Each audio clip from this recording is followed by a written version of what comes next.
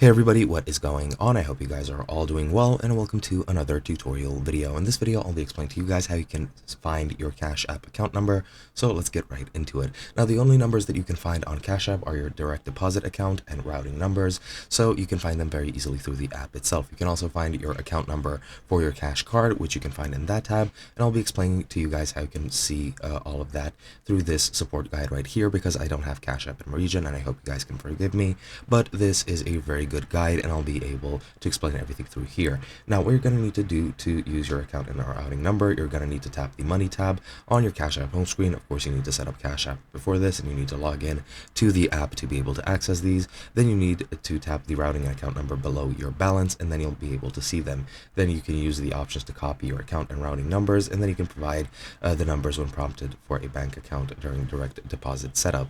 Other than that, you can view additional account information on a computer. Just log in to cash.app/account, then just click money on the left sidebar, then view your account details on the left, and then show to see your click show to see your full information, and then type in your PIN to move forward, and you'll be able to see all of your information there. Other than that, what you can do, as I mentioned, you can see your account number for a Cash Card when you're in the app. In the bottom left, the second to left, the second icon from the left is the card icon. You just click on that, and then in the top right of your card, you'll see an eye icon. You just want to click on that to show your full card number, as well as the CVV and the expiration date. And once you do that, that is pretty much all you need to do. Hope you guys enjoyed, and I'll be seeing you guys in another video.